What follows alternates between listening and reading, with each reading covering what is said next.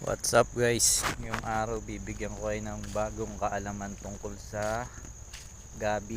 Gabi siya guys, pero magandang klase siya ng gabi. So ngayon ipapakita ko sa inyo guys. Habang nandito ako naglalakad sa garden, meron ako napansin na isang gabi dito. Maganda to guys, promise. Ipapakita ko sa inyo. Para to sa mga hindi nakakaalam kung anong klaseng gabi siya. At eto na nga guys. Yan, isa tong gabi. Magandang klase ng gabi to guys. Alam niyo kung bakit?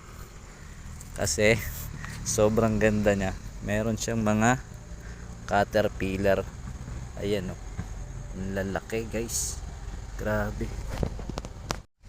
grabe, ang lalaki guys. Oh, ayan o, ang dami, diba? Ayan pa o. Hindi lang pala mga nagkakainan ng mga insekto, hayop, di ba? Gaya rin pala sila ng tao. Sana all kinakain, di ba? So, mabalik na nga tayo dito sa gabi na to, guys. Kaya ako nasabi na magandang uri ng gabi ito kasi meron diyang tinatawag na takway. Ayan, takway to, guys. Takway to sa salitang Bisaya. Kinakain yan, guys, yung mga takway na yan. Yan, madami yan eh. Kumakalat yan lalo na kung matubig. Sa Bisaya, madalas tong gawing adobo.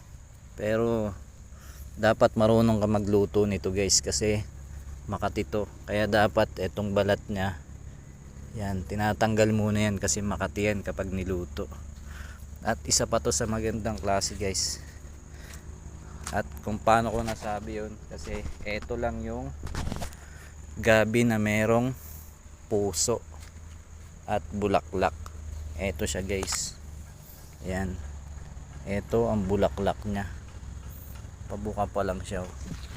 At ayan ang kanyang puso, diba? Grabe, hindi katulad ng tao na may puso na nga pero hindi naman ginagamit ng maayos.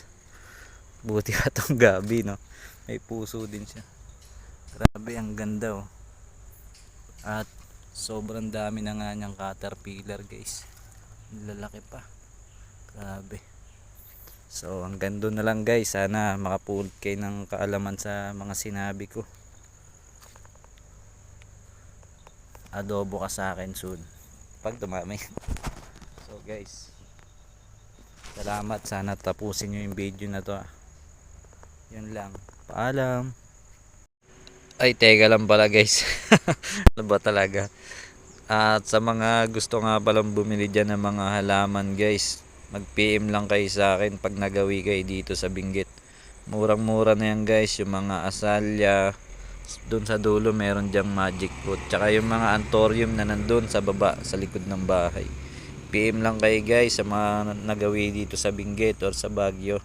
Murang mura na yan dito guys. Yun lang, paalam.